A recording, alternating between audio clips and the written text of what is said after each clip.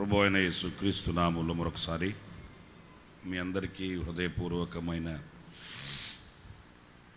వందనాలు తెలియపరుస్తున్నాను. ప్రభు మిమ్మల్ని ఆశీర్వదించి దీవించునుగాక. ప్రతి వ్యక్తి దీవించబడాలని కోరుతాడు, ఆశీర్వదించాలని ఆశిస్తాడు. దానికి తగినట్లుగానే దేవుని వాక్యంలో ఎన్నో వాగ్దానాలు వెన్నుతట్టి నడిపిస్తూ బలపరిచి నూతనమైన మార్గాలలో నడిపించి కృప వెంబడి కృపను ప్రసాదిస్తూ ఉన్నాయి. ప్రత్యేకంగా చక్కటి మాటి పూట నేను మీతో చెప్తాను చాలా క్లుప్తంగా.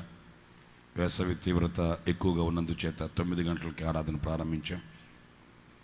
సకాలంలో నేను ముగించి మిమ్మల్ని పంపిస్తాను. అది దేవుని వాక్యంలో మీరు చూస్తారు. ద్వితీయోపదేశ కాండం 28వ అధ్యాయం.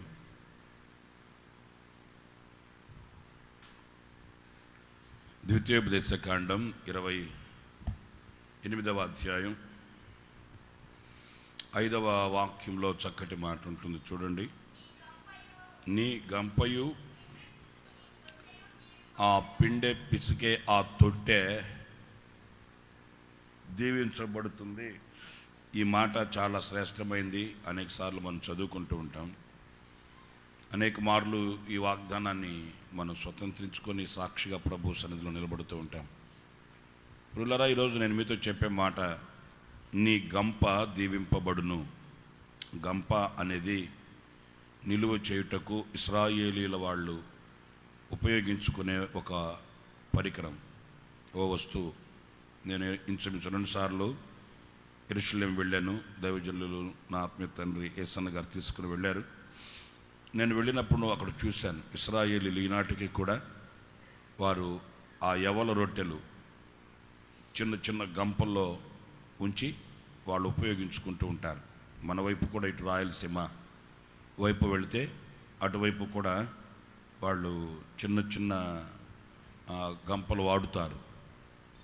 రాయలసీమ వైపు ఇప్పటికీ కూడా వాళ్ళు యవల రొట్టెలు కాదు కానీ జొన్న రొట్టెలు ఓ 2-3 రోజులకి నిల్వ చేసుకుంటారు. ఇప్పుడు గమనించండి, ఇక్కడ నీ గంప దీవింపబడును అనంటే అర్థం ఏంటి? నీకు ఎలాంటి కొదువ లేకుండా, ఎలాంటి కొరత లేకుండా నిలువ ఉండునట్లు నేను నిన్ను దీవిస్తాను అనేది దీని అర్థం. గమనించండి, ఆయా సందర్భాలలో లోటు లేక కొరత, లేమి ఇవి మనల్ని పలకరిస్తూ ఉన్నప్పుడు, దిక్కుతోచని పరిస్థితులలో ఎవరో మనకు సహాయం చేయాలని దోబూచులాడుతూ ఉంటాం. కానీ ఆశీర్వదించే దేవుడు ఆ కొరతని తీసివేస్తే మనము మరోలా చూడవలసిన అవసరం ఏమీ లేదు. మరో కొన్ని వైపు మనం ఆధారపడవలసిన అవసరం లేదు. ఎవరో ఇస్తారు, తెస్తారు, వస్తారు అని ఎదురు చూపులు చూడాల్సిన అవసరం ఏమీ లేదు. పూర్ణంగా దేవుని మీద ఆధారపడి సర్వశక్తి కలిగిన దేవుని ఆనుకొని ఆశ్రయించి ఆయనను మనం మొరపెట్టినప్పుడు ఆయన సమృద్ధినివ్వగలిగిన దేవుడే కానీ ఎలాంటి కొరత లేమి మనకు కలిగించేవాడు కానే కాదు. ఆయనకు అసాధ్యమైంది లేదు, ఆయనకు సమస్తం సుసాధ్యమే. ఆయన అన్నీ చేయగలిగిన వాడు, అన్నీ ఇవ్వగలిగిన వాడు. అన్ని రంగాలలో ఆయనకు అసాధ్యమైంది ఏమీ కూడా లేనే లేదు. మనం పూర్ణంగా ఆయన మీద ఆధారపడితే నేను ఉన్నాను అని వెన్నుతట్టి నడిపించగలిగిన నాయకుడు ఒకే ఒక్కడు, ఆయన పేరు నజరేయుడైన యేసు. ఆయన ఒక వాగ్దానం ఇస్తున్నాడు, నీ గంప దీవింపబడుతుంది. ఈరోజు నేను మీతో చెప్పాలనుకున్న మాట ఏంటంటే, దేని చేత దీవింపబడుతుంది? కొందరికి చేతి నిండా డబ్బు ఉంటే దీవింపబడుతున్నాను అనుకుంటారు. కొందరికి ఒంటి నిండా ఆరోగ్యం ఉంటే నేను దీవింపబడ్డాను అనుకుంటారు. కొందరికి పదవులుంటే దీవించబడ్డాను అనుకుంటారు. మరి కొంతమందికి పదవులు లేకపోతే హోదాలు, సింహాసనాలుంటే ఇది దీవించబడిన అనుభవం అనుకుంటారు. కానీ అవి మాత్రమే కాదు కదా. దేవుని వాక్యంలో దేని చేత మన గంప దీవింపబడాలి, నింపబడాలి, ఆశీర్వదించబడాలి? ఈ లోక సంబంధంగా ఆశీర్వాదాలు అనేవి చాలా కనిపిస్తాయి. ఇవి మాత్రమే కాదు ఆశీర్వాదము, దీవెన అనంటే. అయితే మన గంప దీవించబడాలి అనుకున్నప్పుడు ఆ గంప దేని చేత నింపబడాలి, దేని చేత దీవింపబడాలి, ఎలాంటి దీవెనలతో ఆ గంప నింపబడినదై ఉండాలి. కొందరు పేదరికంలోనే ఉంటారు, కానీ వాళ్ళ ఆధ్యాత్మికమైన స్థితి పేదరికంలో ఉన్నట్లుగా ఉండదు, సంపన్న స్థితిలో ఉంటుంది. కొందరు సంపన్న స్థితిలో ఉంటారు, కానీ ఆధ్యాత్మికంగా చూస్తే పతనావస్థలో ఉంటారు. ఆధ్యాత్మికంగా ఏమాత్రం ఎదుగుదల లేక, దైవశక్తి అంటే ఏంటో తెలియక, కాస్త నేను నొప్పి కలిగించేటట్టు మాట్లాడాలి అని అనుకుంటే క్రైస్తవుడేనైనా క్రైస్తవ్యంలో ఉండవలసిన ఆ మూల పాఠాలు కూడా తెలియని, ప్రార్థన అంటే కూడా తెలియని క్రైస్తవులు కోకోలలుగా ఉన్నారు. ఈ రోజున మన గంప దేని చేత దీవింపబడాలి అనే విషయానికి 1, 2, 3 మాటలు నేను మీకు జ్ఞాపకం చేస్తాను. అది ఇర్మియా గ్రంథం 24వ అధ్యాయం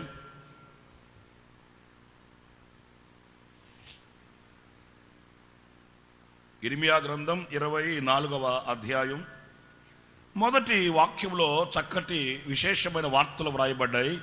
అవి చదువుతారు, జాగ్రత్తగా వినండి.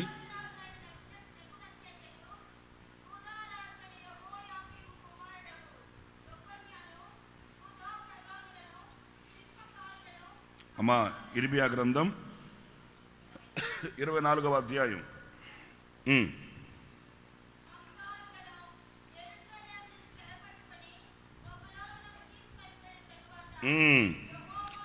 బబులోను నాకు తీసుకొని పోయిన తర్వాత యెహోవా నాకు చూపించిన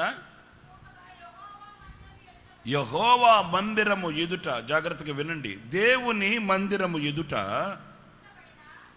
2 గంపలు ఉంచబడ్డాయట. ఇక నేను చెప్తాను వినండి. 2 గంపలు దేవుని మందిరం ఎదుట నింపబడి ఉన్నాయి. ఈ 2 గంపల్ని మనం పరీక్షించి చూస్తే, ఒకటి మిక్కిలి మంచివి, శ్రేష్టమై పక్వమై ఉన్న స్థితిలో ఆ గంప నిండుగా అంజూరపు పండ్లు నింపబడి ఉన్నాయట. చప్పట్లు కొట్టండి గట్టిగా ప్రభుకి. 2 అటువైపుగా చూస్తే ఆ గంపలో కూడా మిక్కిలి చెడ్డవైన, ఉపయోగించుకోవడానికి, తినడానికి, అంగీకరించడానికి వీలు కానంతగా జబ్బువి, పాడైపోయినవి, మిక్కిలి చెడ్డవి అయిన అంజూరపు పండ్లు ఆ గంపలో నింపబడి ఉన్నాయట. ఈ 2 గంపలు నింపబడ్డవే. ప్రియులారా, కాస్త ఆలకించండి. ఈ గంపలో ఉన్న ఈ మిక్కిలి చెడ్డవి, జబ్బువైన ఈ అంజూరపు పండ్లు దేవుని మందిరం ఎదుట ఎందుకున్నట్లు?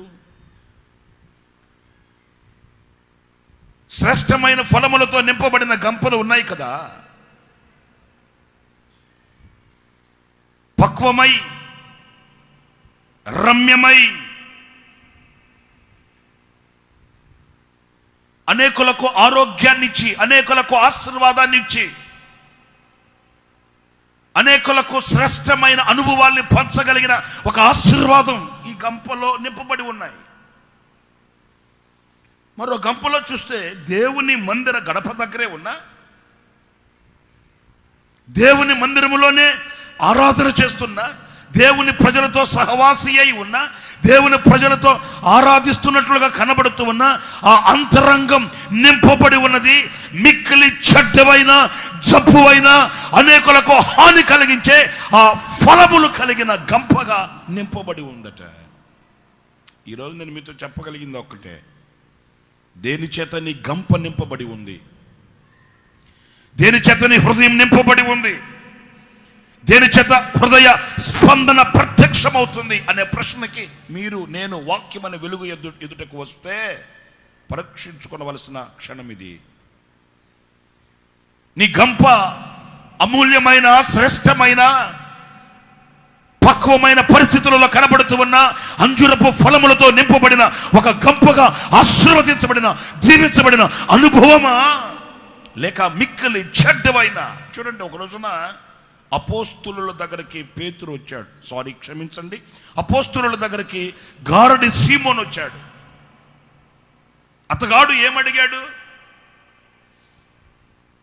మీరు అద్భుతాలు చేస్తున్నారయ్యా, ఆశ్చర్యమైన కార్యాలు చేస్తున్నారయ్యా, మీరు వెళ్తుంటే, మీరు నీడబడుతుంటే స్వస్థచిత్తులు అయిపోతున్నారు, మీరు కూడా శక్తి కలిగిన కార్యక్రమాల్ని సులువుగా చేస్తున్నారు, సర్వశక్తి కలిగిన దేవుడు మీతో ఉన్నాడు, ఆ సర్వశక్తి కలిగిన దేవుడు మీ ద్వారా మహత్కార్యాలు, సూచక క్రియల్ని, అద్భుతాలు చేయిస్తున్నాడు.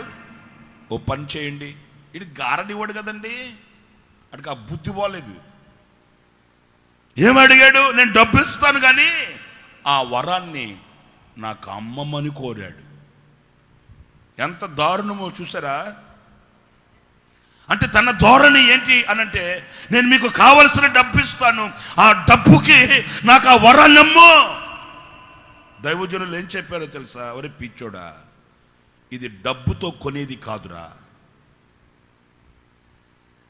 ఈ దైవ శక్తి, ఈ దైవ ప్రభావం, మా దేవుని సహాయం, ఆయన మమ్మల్ని వాడుకునే విధానం, ఆయన సముఖంలో మేము నిలిచిన ఈ ప్రతిష్ఠిత పూర్వకమైన ఈ అనుభవాలు, ఇవి డబ్బుతో కొనేవి కావు అంటూ దేవుని ఎదుట నీ హృదయం ఎలా లేదు? మంచివి కావు. దేవుని ఎదుట నీ హృదయం సరి అయినది కాదు గనుక, దేవుని ఎదుట నీ హృదయం నిష్కాపట్యముగా లేదు గనుక, దేవుని ఎదుట నీ హృదయం మచ్చ, మడత, డాగు, కలంకము లేని ఒక పవిత్రమైన అనుభవాలలో లేదు గనుక నీ డబ్బు నీతో కూడా నశిస్తుంది. ఇందులో నీకు పాలు లేనే. ఎందుకని? నీ హృదయం అదుగో మిక్కలి చెట్టవైన ఫలములతో నింపబడి ఉన్నందుచేత నీవు డబ్బుతో కొనాలి అనుకుంటున్నావు, కానీ ఇది డబ్బుతో నీకు లభ్యమయ్యేది కాదు. నీ హృదయం దేవుని ఎదుట సరైనదిగా కనబడితే ఆయన నీకు అనుగ్రహించే శ్రేష్టమైన దీవెన ఇది. చాలామంది ఈ రోజున చూస్తున్నాం కదా, ఏమండి పాస్టర్ గారండి 116 చదివిస్తామండి, మా అమ్మాయికి పెళ్ళి అయ్యేటట్లు ప్రార్థన చేయండి. ఈమె డబ్బుతో కొనాలనుకుంటుంది దేవుని ఆశీర్వాదాన్ని. ఏమండి పాస్టర్ గారండి 4 వారాలు టీవీ కార్యక్రమాలకి స్పాన్సర్ చేస్తామండి, మా అబ్బాయికి ఉద్యోగం వచ్చేటట్టు సాయి. వీళ్ళంతా గారడీ సీమోన్ గారి సంఘం, ఇదంతను గారడీ సీమోన్ గారి సంఘం, వీళ్ళంతను దేవుని శక్తిని చూడాలి, దేవుని ప్రభావాన్ని చూడాలి, ఆయన మహిమ కలిగిన కార్యాలు నేను అనుభవించాలి. దానికి లోక సంబంధమైన డబ్బు ఇస్తాను, నాకు కలిగిన పదవులు ఇస్తాను, నాకు కలిగిన హోదాని ఇస్తాను, ఆత్మ సంబంధమైన దీవెన నాకు కావాలి అని కోరుకోవడం అవివేకముతో కూడిన అనుభవాలు అని యోచించాలి. నీవు 116 ఇస్తే ఎంత, ఇవ్వకపోతే ఎంత? నీకు టీవీ కార్యక్రమానికి స్పాన్సర్ చేస్తేనే పిల్లలు పుట్టేస్తారా ఏంటి? ఉద్యోగం వచ్చేస్తుందా ఏంటి? నీ హృదయాన్ని దేవుడు చూడడా? నీ అంతరంగాన్ని దేవుడు చూడడా? నీ బాహ్య ప్రవర్తనలో కలుగుతున్నటువంటి అతిథేంద్రియాన్ని ఆయన పట్టించుకోడా? ఆయన కళ్ళు మూసుకొని ఆశీర్వదించడానికి ఆయనకి కళ్ళు లేని గుడ్డివాడు అనుకుంటున్నావా? కాదు కదా. శక్తి కలిగిన దేవుడు అంతర్భాగాలు చూస్తాడు, అంతరంగాన్ని చూస్తాడు, గుండె లోతులను పరీక్షిస్తాడు. నీ పవిత్రతను బట్టి ఆశీర్వాదాలు కొలిచి నీ ఒడిలో పోస్తాడు. హల్లెలూయా, హల్లెలూయా. నా ప్రియమైన సహోదరులారా, ఈ సీమోను పేతురు యొక్క హృదయం దేవుని ఎదుట సరి అయినది కాదు. ఒకే మాట చెప్తున్నాను, నీ గంప దీవించబడాలి అనుకున్నప్పుడు నీ డబ్బు కాదు ప్రభు కావాల్సింది, నీ హృదయం కావాలి నా దేవునికి. హల్లెలూయా చెప్పండి, హల్లెలూయా, హల్లెలూయా. ఏమండి పాస్టర్ గారు అంటే ప్రార్థన చేయండి అంటూ వచ్చింది నాకు ఆమె. ప్రార్థన చేశాను, చేస్తే మరలా ఏమనిందో తెలుసా? ఏమండి పాస్టర్ గారండి ఇంకెన్ని వారాలు రావాలని నేను అనింది. ఇంకెన్ని వారాలు రావాలా? నాకు మీరు వచ్చి మీకు కలిగినట్టు నాకు నవ్వు వచ్చి నవ్వు అన్నాను. సత్యంత వరకు రావాలని చెప్పాను. అనింది. మరి అంత అనుకున్నా ఇదేమన్నా మట్టి తినే సంఘం అనుకున్నావేంటి? లేకపోతే జెండా కింద దూరే సంఘం అనుకున్నావా ఏంటి? ఇది సత్యంత వరకు రావాలి నీవు. ఎందుకంటే ఇది ఆషామాషాగా ఏదో దేవుడు ఆశీర్వదించాలి, కడుపు నొప్పి, వెన్ను నొప్పి, పన్ను నొప్పి, కంటి నొప్పి, తలనొప్పి తగ్గాలి, అమ్మాయికి పెళ్ళి అవ్వాలి, అబ్బాయికి ఉద్యోగం రావాలి, అప్పులు తీరాలి, ఆర్థిక వ్యవస్థ పైకి లేవాలి, ఎన్నో ఆశలు నీ గుండెల్లో గూడు కట్టుకొని ఉన్నా వాటన్నింటికి మూలం నీ హృదయము మార్చబడాలి, నీ హృదయములో పవిత్రత స్థాపించబడాలి. నీ హృదయం పవిత్రుడైన యేసు క్రీస్తు రక్తముతో కడగబడాలి. నీ హృదయం మార్పు చెందకుండా ఎలాంటి అద్భుతం, ఎలాంటి ఆశ్చర్యమైన కార్యం, ఎలాంటి విడుదల కార్యక్రమం జరుగుతుంది అని అనుకోవడం నీ అవివేకమైన పరిస్థితి అని యోచించాలి. నీ గంప మిక్కిలి చెడ్డదై ఉండగా, నీ గంపలో మిక్కిలి జబ్బువైన ఫలములు నింపబడి ఉండగా, నీ హృదయములో దేవునికి ఆయాసకరమైన, దేవునికి అయిష్టమైన కార్యక్రమాలతో నింపబడి ఉండగా దీవించబడాలి అని కోరుకోవడం కద్దు, దీవించబడాలి అని అనుకోవడం క్షేమం కానే కాదు. నా ప్రియ దేవుని బిడ్డలారా, అదే యూదా ఇస్కరియోతుతో కూడా ప్రభు చెప్పాడు. ఏమన్నాడు అనంటే, అమ్మో ఇంత విలువ కలిగిన దాన్ని తీసుకుని వచ్చి ఆయన పాదాల మీద పోయడం సబబా? ఇంత విలువైన దానిని మరి అమ్మి పేదలకి ఇవ్వచ్చు కదా అంటే ప్రభు అన్నాడు, ఒరేయ్ నువ్వు యథార్థ హృదయంతో మాట్లాడే మాటలు కాదురా, ఏమి నటిస్తున్నావురా నాయన, నువ్వు యథార్థ హృదయంతో మాట్లాడే మాటలు కాదు ఇవి. పేదల మీద నీకు దయ వచ్చేసిందా? పేదల మీద నీకు కనికరం కలిగేసిందా? మరి పేదల మీద దయ కలిగిన వాడవైతే, పేదల మీద కనికరం కలిగిన వాడవైతే ఇంతవరకు నువ్వేం చేసావు? ఇంతవరకు నీ ప్రవర్తన ఎలా ఉంది?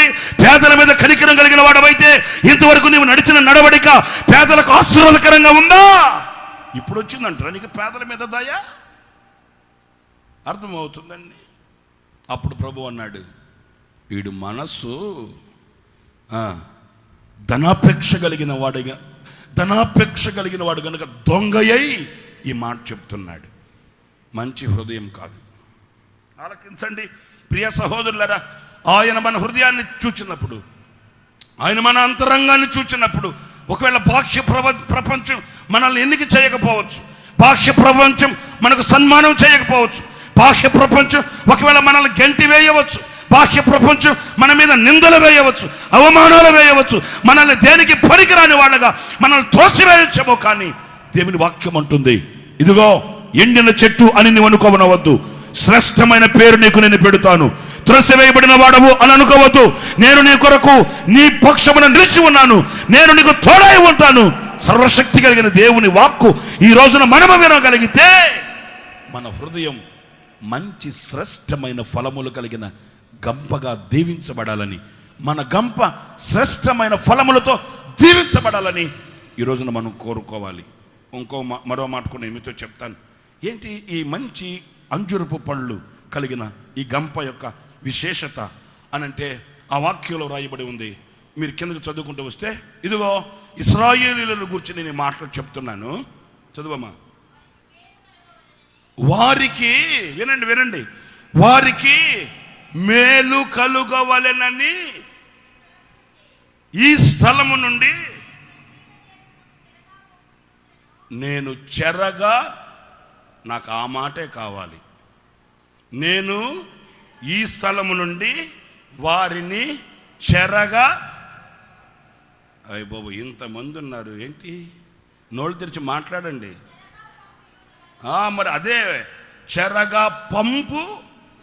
ఎక్కడికి పంపిస్తున్నాడంట ఆయన? చెప్పండి, ఎక్కడికి పంపిస్తున్నాడంట? అంటే తన ప్రజలైన వారిని, తన పేరు పెట్టబడిన తన స్వకీయ సాంపాద్యాన్ని వారికి మేలు కలుగవలెనని వాళ్ళని చెరగా పంపిస్తున్నాడంట. నేను మిమ్మల్ని ఒక మాట అడుగుతాను ప్రియులారా, నాకు సమాధానం చెప్పండి. మీరు అమితముగా ప్రేమించే నీ పిల్లల్ని, మీరు అమితముగా ప్రేమించే వ్యక్తుల్ని ఎవరైనా ఇష్టపడి చెరలోనికి పంపిస్తారా? సంఖ్యల మధ్యలోనికి పంపిస్తారా? జైలుకి పంపిస్తారా? మీరు అమితముగా ప్రేమించే నీ పిల్లల్ని ఇబ్బందులకు మీరు పొరపాటునైనా అప్పగిస్తారా? మనల్ని ప్రేమించే వాళ్ళని మనం ఎంతగా గారంగా పెంచుకుంటామండి. మనం ప్రేమించే వారిని ఎంత మధురముగా వాళ్ళని మన గుండెల్లో దాచుకుంటామండి. కానీ ఈ మంచి పక్వమైన, ఈ శ్రేష్టమైన అంజురపు ఫలముల యొక్క ఆధ్యాత్మికమైన జీవితాన్ని మనం చూస్తే, దేవుడే వారిని మేలు కలుగునట్లు. స్తోత్రం చెప్పండి. హల్లెలూయా. ఎక్కడికి పంపిస్తున్నాడంట? ఎక్కడికి పంపిస్తున్నాడంట? చెరలోనికి. కొన్ని సందర్భాల్లో మనకి ఏమనిపిస్తుందంటే, ఈ పరిస్థితులన్నీ ఎందుకు వస్తున్నాయి? ఈ పరిస్థితులన్నీ నాకు ప్రతికూలంగా మార్చబడుతున్నాయి. ఈ శ్రమలు, ఈ శోధనలు, ఈ నిందలు, ఈ అవమానాలు నాకు కన్నీళ్లు కలుగ చేస్తున్నాయి అన్నట్లుగా వ్యత చెందుతుంటాం. అయితే వాక్యం అంటుంది, నా కుమారుడా, నా కుమార్తె, మీకు మేలు కలుగునట్లు నేనే మిమ్మల్ని చెరలోనికి పంపిస్తున్నాను. ఈ చెర నీకు ఇబ్బంది అయిన చెర కాదు. ఈ చెర నిన్ను అణిచివేసే చెర కాదు. ఈ ఇబ్బందులు, ఈ కష్టాలు, ఈ నష్టాలు, ఈ బాధలు, ఇలాంటివి ఏవి కూడా నిన్ను ఆపలేవు. ఎందుకంటే ఈ చెరలో నుండి మరలా నేను చదవమ్మ వాక్యాన్ని.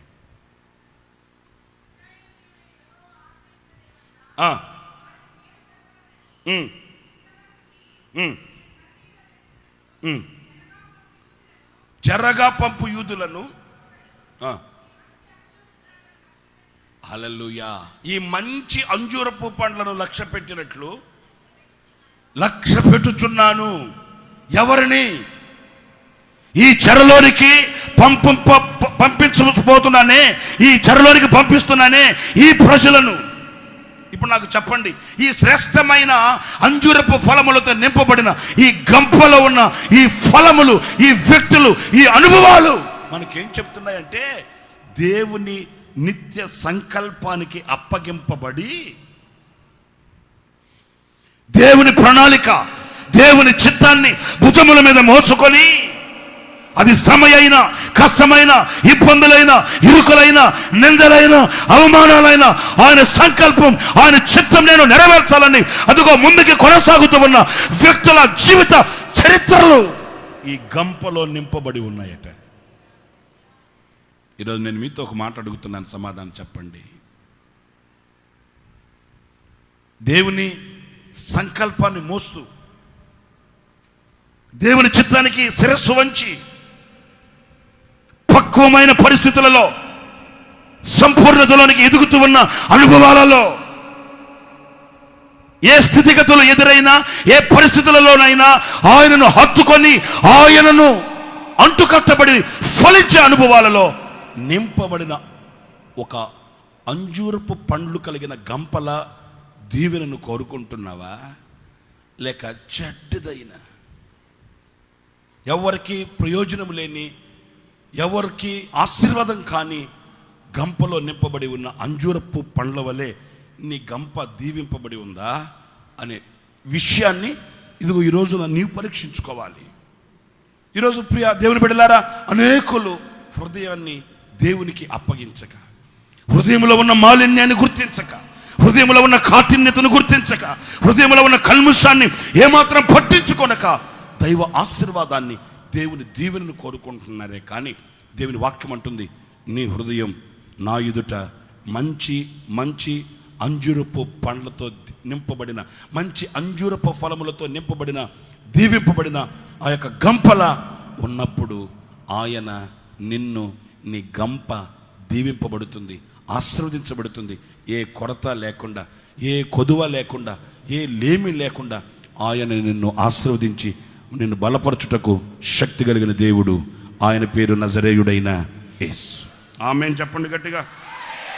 హల్లెలూయా, హల్లెలూయా.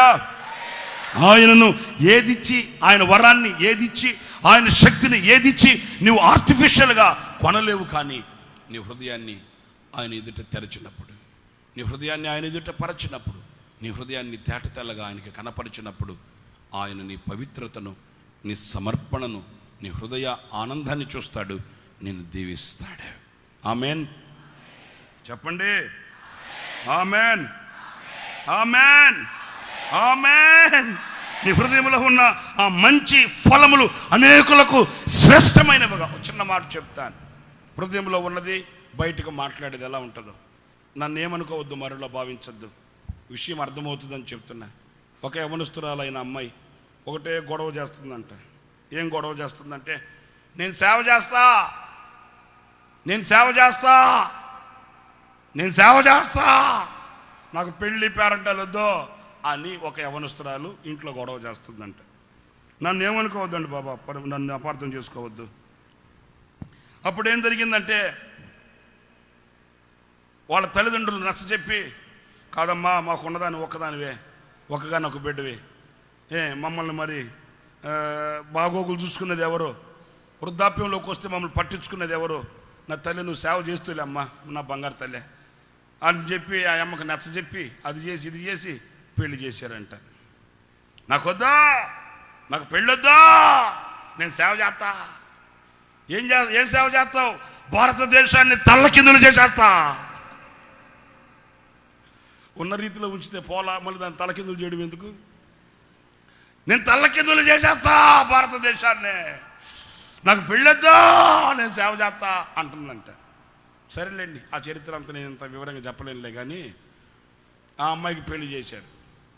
మీకు విచిత్రం సగం చెప్పన, మూలుగా నక్క మీద 3 తినాలు కాయబడిందంట సామెత. అట్లాగా ఆడెట్లాంటోడంటే ఈ అమ్మాయిని లేస్తే ఒక తన్ను, కూర్చుంటే ఒక తన్ను. నిజం, లేస్తే ఒక తన్ను, కూర్చుంటే ఒక తన్ను, అటు చూస్తే ఒక తన్ను, ఇటు చూస్తే ఒక తన్ను. ఇక అల్లాడిపోతుంది. అప్పుడు ప్రభు దగ్గరికి వెళ్ళి ఏడ్చి ప్రార్థన చేసిందంటే, ప్రభువా ఏంటి నాయన కష్టం, ఎందుకు వచ్చిన బాధ అయ్యా ఇది, నాకు వద్దురా బాబు, నాకు పెళ్ళొద్దురా నాయన అంటే పెళ్లి చేశాయి వీళ్ళు. ఈ దుర్మార్గుడేమో లేస్తే ఒక తన్ను తంతున్నాడు, కూర్చుంటే ఒక తన్ను తంతున్నాడు. అయ్యా నాకొద్దురా ఆయన, నేను చచ్చిపోతానయ్యా అనిందంట. అప్పుడు ప్రభు అన్నాడంట, నా సహోదరి, నా బిడ్డ, భారతదేశాన్ని తలకిందులు చేసేస్తానన్నావు కదమ్మా, ఈయన్ని తలకిందులు చేయమ్మా. మీకు అర్థమైందా? మీకు అర్థమవుతుంది, బాగా రీచ్ అవుద్ది. భారతదేశాన్ని తలకిందులు చేసేస్తానన్నావు కదా తల్లి, అగ్నికి దిగజారిపోయే వాళ్ళని, నిత్య నాశనానికి వెళ్ళే వాళ్ళని ఇనుప కొలుములో నుండి లాగుతానన్నావు కదా, ఒక్కడిని మార్చు. మీకు అర్థమవుతుందా? ఈ ఒక్కడిని స్వాభావికమైన గుణగణాలలో నుంచి బయటకు తీసుకొని రా. ఇప్పుడు ఈ మాట మీకు ఎందుకు చెప్పానంటే, ఇప్పుడు ఆడు మారాలంటే మాటలు కాదు కావాల్సింది. ఏం కావాలి? క్రియలు కావాలి, ఫలములు కావాలి. మాటలు బాగా చెప్పవచ్చు, కోటలు దాటించవచ్చు, కానీ వ్యక్తిగత అనుభవాలలో నింపబడిన అనుభవాలు, ప్రియ సహోదరులారా, మాటల కంటే శక్తి కలిగినవి. చేష్టలు మాటల కంటే గొప్పవి. నీ క్రియాఫలం, నీ యొక్క హృదయంలో నింపబడి ఉన్న ఆ ఫలములు మంచివి అయితే నీవు చెరలో నిలిచిన దేవుని శక్తిని చూడగలుగుతావు. సంఖ్యల మధ్యలోనైనా దైవ శక్తిని పొందుకోగలుగుతావు. ఎన్ని ఇక్కట్లు, ఇబ్బందులు, ఇరుకులు నిన్ను అలుముకొనినప్పటికీ కూడా బడబాగ్ని జ్వాలలలో వెలుగై దీపమై ప్రకాశించగలుగుతావు. నా ప్రియ దేవుని బిడ్డలారా, నీ హృదయం చీకటిగా ఉన్నప్పుడు దైవశక్తిని చూడలేవు. నీ హృదయం మరి అపవిత్రతతో నింపబడి ఉన్నప్పుడు దైవశక్తికి నీవు పాత్రుడువు కాలేవు. అందుచేత నీ వ్యక్తిగత, మన వ్యక్తిగత జీవితాలలో మన గంప దేని చేత నింపబడి ఉంది, దేని చేత దీవించబడి ఉంది, దేని చేత దీవించబడాలి అనే ప్రశ్న ఈవేళ మనకు కలగాలి. మన హృదయాన్ని దేవుని ఎదుట మన బలహీనత ఏంటో చెప్పుకొని, మన యొక్క బలహీనతలో మనం ఎంతకాలం నుంచి ఎలా సాగుతున్నామో ఒప్పుకొని కనికరాన్ని పొంది మనం ఆయన శుద్ధాత్మను, పరిశుద్ధాత్మ శక్తిని మనం పొందుకుంటే నీ గంప మంచి ఫలములతో దీవింపబడునుగాక. నీ గంప శ్రేష్టమైన ఫలములతో దీవింపబడునుగాక. నీ గంప శ్రేష్టమైన మిక్కిలి పక్వమైన అంజురపు పండ్ల వంటి దీవెన చేత నింపబడునుగాక. మరో మాట కూడా నేను మీకు జ్ఞాపకం చేస్తాను. ద్వితీయోపదేశకాండం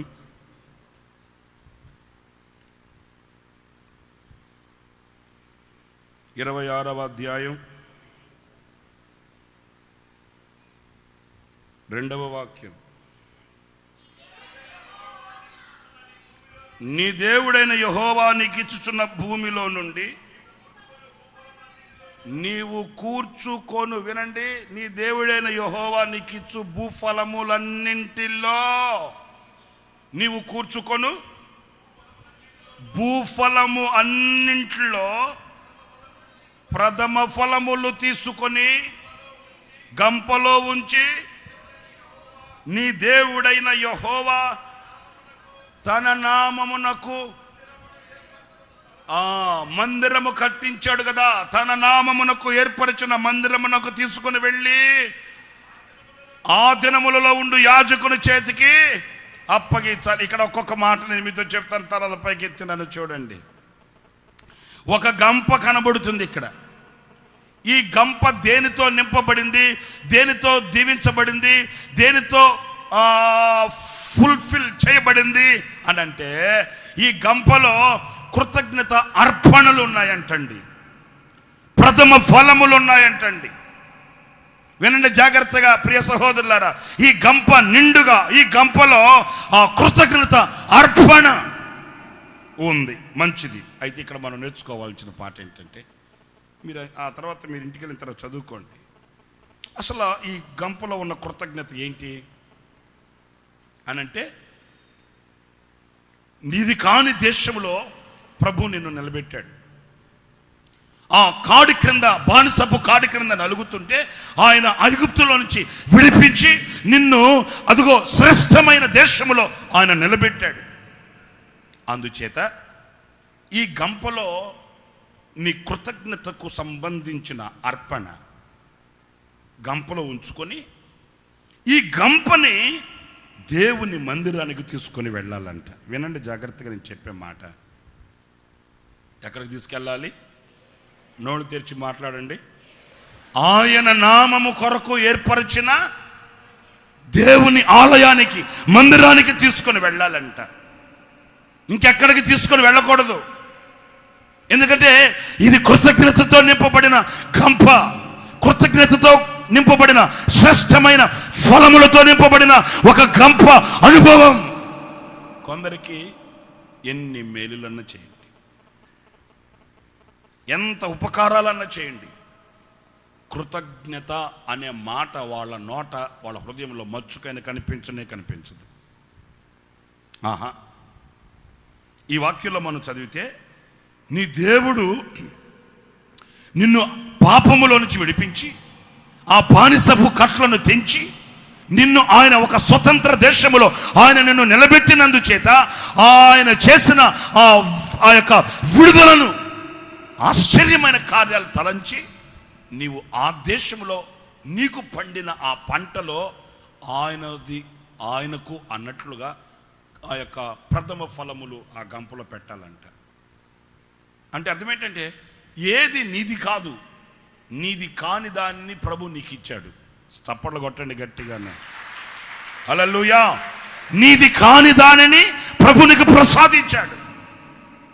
మరి నీది కానిది ఆయన నీకు అనుగ్రహించినప్పుడు అందులో దేవునికి కృతజ్ఞతగా నీవు అర్పించవలసిన ఒక అర్పణ.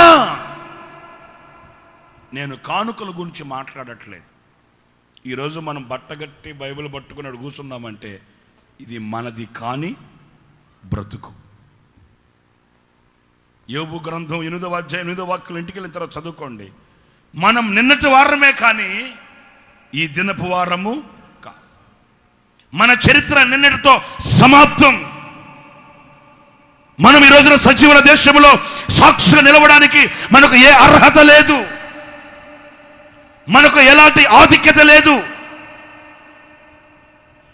ఆయన ఉచితమైన కృప చేత జీవం ఇచ్చాడు, ఆరోగ్యం ఇచ్చాడు, క్షేమం ఇచ్చాడు, కాపుదలిచ్చాడు, ఉపదేశం ఇచ్చాడు, సంఘం ఇచ్చాడు, సేవకుల్ని ఇచ్చాడు, ఆయన సముఖంలో ఆరాధించే భాగ్యాన్ని ఇచ్చాడు. మనం చీకటిలో ఉన్నాం, మనం పాపములో ఉన్నాం, మన మెడ మీద ఒక బానిసపు కాడి మనల్ని వంచివేసింది. మన ప్రభు అయిన యేసుక్రీస్తు సిలువలో తన రక్తాన్ని కార్చి, ప్రశస్తమైన పరిశుద్ధమైన ఆయన రక్తాన్ని ప్రోక్షించి మనకు ఒక విడుదలను అనుగ్రహించి ఈ దేశంలో ఈ యొక్క శ్రేష్టమైన ఈవులు మనం అనుభవించేటట్లు మనది కాని దానిని ప్రభు మనకు అనుగ్రహించాడు. ఒక్కసారి చేతులెత్తి స్తోత్రం చెప్పండి. హల్లెలూయా, హల్లెలూయా, హల్లెలూయా. మనకేమీ తెలీదు, మనకేం తెలుసండి? నెలొస్తే 4 కట్టల బియ్యం, 3 కట్టలు కందిపప్పు, 4 డబ్బాలు నూనె. అర్థమవుతుందా? పేర్చుకొని ఇంట్లో కూర్చుకోవడం మనకు తెలుసు, కానీ మనం ఎంతకాలం బ్రతుకుతాం, మన ఆయుష్యం ఏంటి, మన జీవిత విధానములో మనం ఏనాడు ఈ జీవితాన్ని ముగించవలసి వస్తుందో మనం ఎరుగని అజ్ఞానులం. నా ప్రియ సహోదరులారా, దేవుని ఉచితమైన కృప చేత ఆయన దినదినము మనకు ఆయన ఆయుష్ను పొడిగిస్తున్నాడు. మీకు మన భాషలో చెప్పాలంటే మన బ్రతుకు ఎలాంటిది తెలుసండి? ఒక 50 రూపాయలు సిమ్ కార్డు కనుక మీరు 50 రూపాయలు రీఛార్జ్ చేసుకున్నారనుకో, ఇప్పుడంతా సెల్ ఫోన్ ప్రపంచం కదా, అందుకు చెప్తున్నాను ఈ మాట.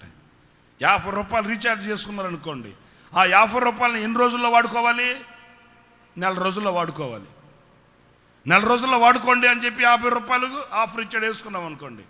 వాడుకుంటే ఎన్ని రోజులు వాడుకోవాలి? దాన్ని 50 రోజులు వాడుకోవాలి. అట్లా కాకుండా రోజు దీని మీదే ఉన్నాం అనుకో, ఎన్ని రోజుల్లో అయిపోద్ది? చెప్పరేంటి? ఎన్ని రోజుల్లో అయిపోద్ది? గంటలు అయిపోద్ది. ఆడిచ్చిన ఆఫర్ ఎన్ని రోజులు? 50 రోజులు. ఆ సమయాన్ని గుర్తించుకోక, కాలాన్ని గుర్తించుకోక, శ్రేష్టమైనది ఏంటి, శ్రేష్టమైనవి కావి ఏంటి అని గనక జీవితాన్ని వాడుకుంటూ వచ్చేవనుకో గంటలు అయిపోద్ది. ఇక ఏం చేస్తారు? పెట్లో పెట్టి మట్లో పెట్టి పరదేశంలో ఎత్తో ఏమిరా రీఛార్జ్ అయిపోయింది. 50 రోజులు ఉంది కదా, 50 రోజులు ఉంది, వాడు వాడుకున్నాడా? ఆ పని మీదే ఉండే పోయాడు. మరేంటి? 5వ రోజు బిర్యానీ వస్తావా? ఇంతే ఈ జీవితం. దీనికేం పెద్ద మిద్ది మేడలు కట్టుకొని సలవరాతి బండలు వేసుకొని అబ్బా కాళ్ళ కింద మట్టి తగలకుండా, నెత్తి కిందకి దిగకుండా, కడుపులో సల్లగా, కంటికి నిద్ర, నోటి నిండా నవ్వు, అబ్బా ఇకలాడుతూ పక్కపక్కలాడుతూ ఒక 100 సంవత్సరాలు ఏలుకుందాం అనుకునే ఆధారం ఏమీ లేదు. ఇది రీఛార్జ్ చేసిన సిమ్ము. మీకు ఇంకా ఒక మాట చెప్పనా? జీవితం మీద ఏదో ఆశ పెట్టుకొని అబ్బో అది చేద్దాం, ఇది చేద్దాం అనుకుంటుంటాం. దైవజనులు నార్పితన్ రేసన్ గారు ఒక మాట చెప్పాడు. ఆయన సిక్ అయి బాగా బలహీనంగా ఉన్నప్పుడు, అన్న అది చేస్తే బాగవుతుందంట, ఇది చేస్తే బాగవుతుందంట అంటే అన్న అన్నాడు, ఒరే బోరుకొచ్చిన బండికి ఎంత పెయింట్ వేస్తే బాగవుతుందిరా అన్నాడు. నిజం, బోరుకొచ్చిన బండికి ఎంత పెయింట్ వేస్తే బాగవుతుంది అంటే అప్పుడు కొంతమంది ఉన్నారు అన్న దగ్గర, వాళ్ళు పక్కన ఏంటని అట్లా అంటున్నావు అంటే అన్న అన్నాడు, ఒరే బండి బోరుకొచ్చా, మీరు పైన పెయింట్లు వేస్తే సరిపోద్దా? బండి బోరుకొచ్చింది, ఒక పార్ట్ పోయిందంటే ఆ పార్ట్ బాగు చేస్తే ఇంకొక పార్ట్ బాగుంది, ఆ పార్ట్ బాగు చేస్తే ఇంకొక పార్ట్ బాగుంది. బండి బోరుకొచ్చిందిరా. బండి బోరుకొస్తే దానికి పెయింట్ వేస్తే ప్రయోజనం ఏంటి? అయిపోయింది ఆ ఇంజిన్ పని. ఆయన మాటలు ఒక్కొక్క మాటలు మర్మగర్భితంగా ఉంటాయండి బాబోయ్. నిజంగా ఆ మాటలు విన్న బ్రతుకు మా చెవులు ధన్యమని చెప్పుకోవాలి. మరేంటి మార్చాల్సింది? పెయింట్లు కాదురా బాబా, అయిపోయింది ఇంజిన్ పని, అయిపోయింది, బోరుకొచ్చేసింది. మరి ఈ కొద్దిపాటి జీవితానికి, ఈ కొద్దిపాటి ఆయుష్యానికి మనకు కావలసిన వివేకమైన మనస్సు, వివేకమైన హృదయం, దేవునికి చెల్లించవలసిన ఆ కృతజ్ఞత భావం మన హృదయంలో లేకపోతే ఆశీర్వాదానికి అర్థమే లేదు. అసలు ఆశీర్వాదానికి అర్థమే లేదండి. విజయశీలుడా నా ప్రాణ ప్రియుడా, కృతజ్ఞతతో నిన్ను స్తుతించేదను. ఎందుకని? నా యేసయ్యా నిన్ను వేడుకొనగా నా కార్యములన్నీయు సఫలము చేసితివి. నా యేసయ్యా నిన్ను వేడుకొనగా నా కార్యములన్నీయు సఫలము చేసితివి. జయశీలుడా నా ప్రాణ ప్రియుడా, కృతజ్ఞతతో నిన్ను స్తుతించెదను. ఆరోగ్యకరమైన నీ రెక్కల నీడలో ఆశ్రయమిచ్చితివి నాకు. ఆరోగ్యకరమైన నీ రెక్కల నీడలో ఆశ్రయమిచ్చితివి నాకు. అక్షయుడానా సంపూర్ణతకై మహిమాత్మతో నింపినావు. నిత్యము నీతో నేనుండుటకై నూతన యెరూషలేము నిర్మించుచున్నావు. విజయశీలుడా నా ప్రాణ ప్రియుడా, కృతజ్ఞతతో నిన్ను స్తుతించెదను. ఎన్నో ఎన్నో మరెన్నో మరెన్నో మరెన్నో ఉపకారాలు మా బ్రతుకులలో నువ్వు చేస్తున్నావయ్యా. మాది కాని దేశములో మమ్మల్ని స్థిరపరచవయ్యా. మాది కాని స్వాస్థ్యాన్ని మాకు అనుగ్రహించవయ్యా. అనుదినం మీ కృప చేత బలపరుస్తున్నావయ్యా. ఇదిగో ఈ గంప కృతజ్ఞతతో నింపబడిన గంప. ఆమేన్. రైట్.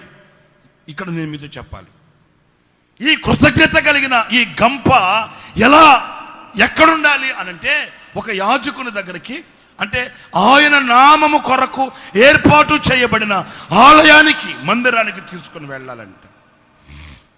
ఆ తమ్ముడు రమ్మను.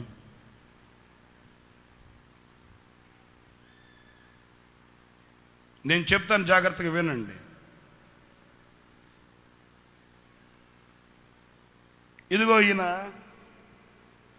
కృతజ్ఞత కలిగిన వాడై ఐగుప్తులో నుంచి తనను విడిపించిన విధిని, పాపములో నుండి శాపములో నుండి ప్రభు అతనిని కడిగి పరిశుద్ధపరిచి అతనిని ఆశీర్వదించిన విధిని జ్ఞాపకం చేసుకొని ఒక కృతజ్ఞత అర్పణగా ఒక గంపలో కృతజ్ఞత అర్పణలు పెట్టుకొని తీసుకుని వచ్చాడు.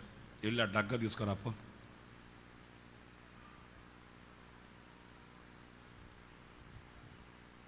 దా, అదొక గంప.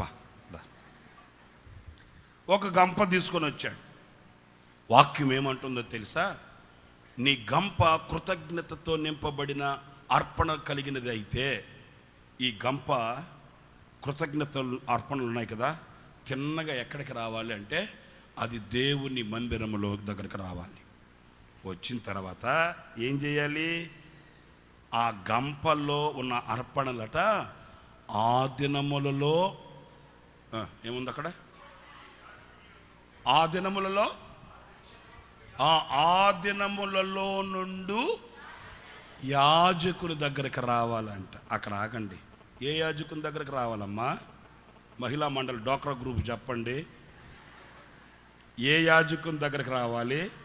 చాలామంది యాజకులు మనకు తెలుసు, అయితే వాళ్ళ దగ్గరకు కాదు. ఆ దినములలో ఆ జీవము కలిగిన దేవుని మందిరములో ఆ దినములలో నుండి యాజకుని దగ్గరికి రావాలంట. తమ్ముడా, అద్దాలు పెట్టుకున్నవాడు ఒకడు, తర్వాత ముందున్న ఆయన ఒక ఆయన, ఇద్దరు రండి. దా. వారసత్వం అటుపోయిందా?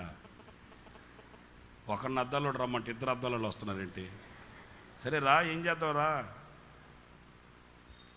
ఇదిగో దా, ఇటువైపుకి రా, నువ్వు కూడా అటువైపుకి రా. వినండి, వీళ్ళిద్దరూ యాజకులు, సేవకులు, ప్రతిష్ఠించబడిన దైవజనులు.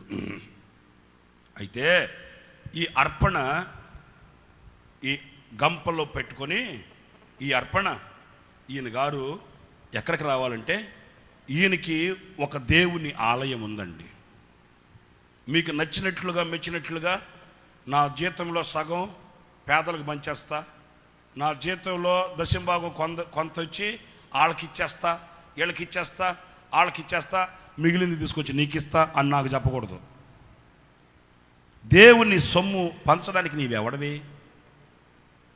దేవునిది దేవునిది అన్నప్పుడు ఆయన దానిని విడగొట్టడానికి, నీ ఇష్టానుసారంగా నువ్వు ప్రవర్తించడానికి నీకు అధికారం ఎక్కడిది?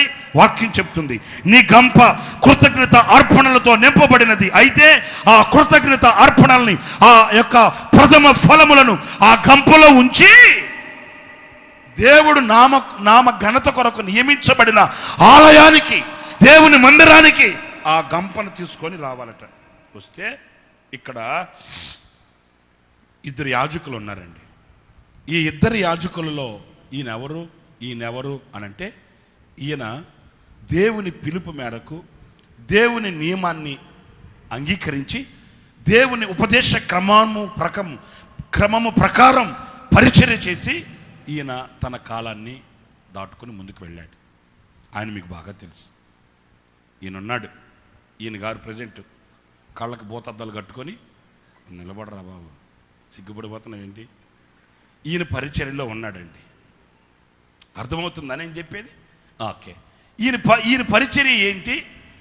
ఈయనకి దేవుడు నియమించిన నియమం ఏంటి అని ఒక మాట చెప్తాను, జాగ్రత్తగా వినండి. దేవుని వాక్యం ఏమంటుందంటే, ఈ దినములలో నియమించబడిన ఆ యొక్క సేవకుడు లేక యాజకుని దగ్గరికి, ఈయన కదా ఇప్పుడు సేవ చేస్తుండేది, ఈయన దగ్గరికి తీసుకొని రావాలంట. ఈ గంప తీసుకొని వచ్చి, అక్కడ రాయబడిన మాట అట్లాగే రాస్తుంది, నేను చెప్తున్నాను జాగ్రత్తగా వినండి. ఈ గంపను తీసుకొని వచ్చి ఆయనకి ఇయ్యాలి. పట్టుకో, అట్లాగే ఉండు, పట్టుకొని ఉండు. ఈ గంప ఈయన చేతికి ఇవ్వాలంటండి. ఈయనకంటే ముందు సేవ చేసిన వాడు ఈయన కదండి. అర్థమవుతుందా? బుజ్జోరికొండ మా కోసం బాగా ప్రార్థన చేశాడు, మా అమ్మాయికి పెళ్లి కూడా చేశాడు, మా అబ్బాయికి ఉద్యోగం వచ్చేటట్టు మోకాళ్ళ మీద ఉన్నాడు, అసలు మాకు ఇల్లే లేనప్పుడు మా ఇంట్లోకి వచ్చి ప్రార్థన చేశాడు ఈయన, అందుకే పాపం పెద్ద బోతద్దలు పెట్టుకున్నాడు అని ఈ అర్పణ తీసుకొని వచ్చి ఈయనకి ఇవ్వకూడదట.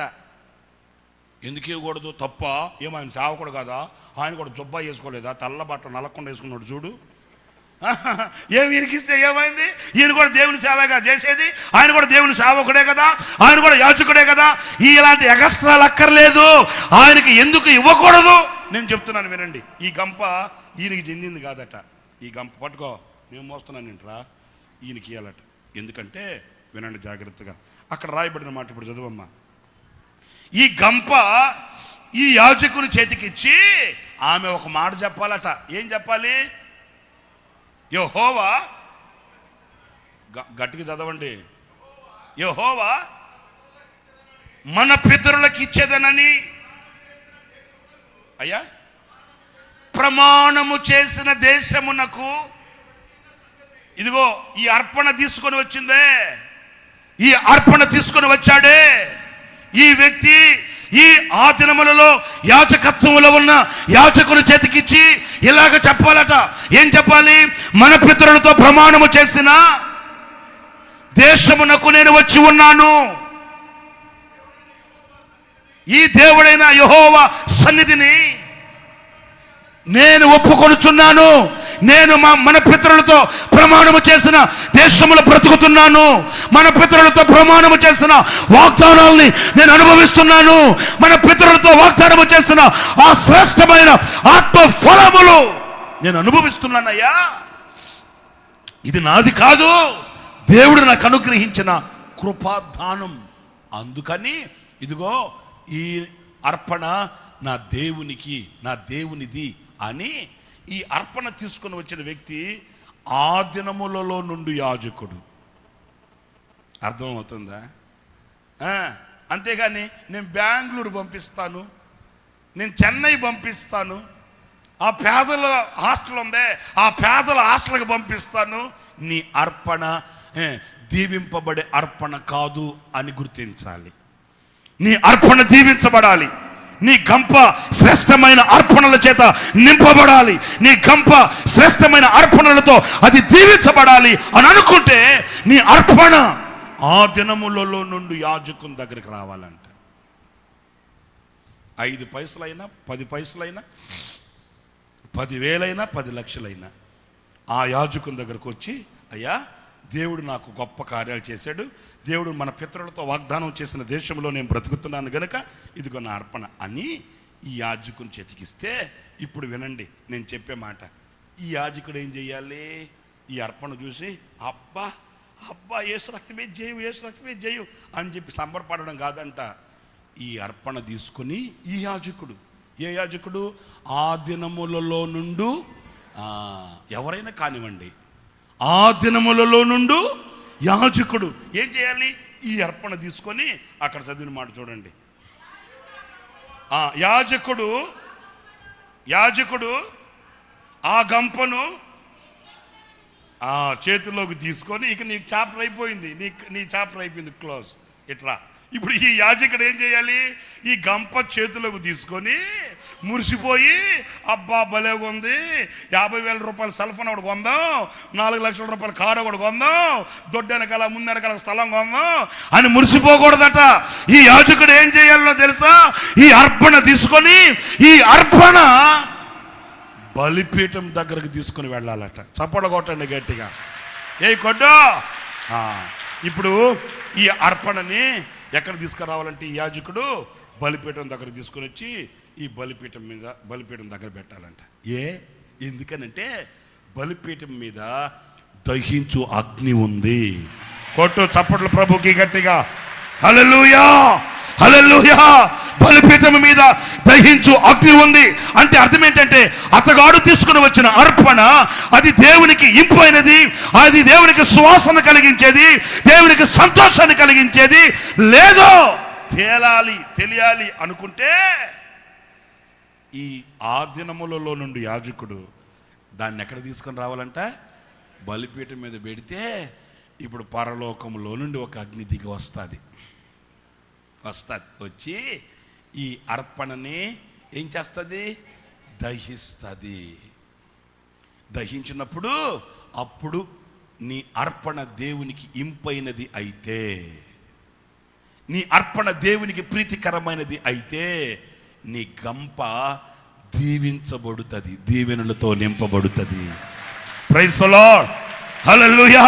అలా కాకుండా నీ అర్పణ కక్షతో కూడినది అయితే, నీ అర్పణ ఈర్ష్య ద్వేషముతో కూడినది అయితే, అందుకే వాక్యం అంటుంది, ఒకవేళ నీవు దేవునికి అర్పణ అర్పించడానికి వెళితే మొదట నువ్వు వెళ్ళి నీ సహోదరునితో సమాధానపడు, నీ సహోదరునితో సమాధానపడు, నీ సహోదరునితో సమాధానపడు.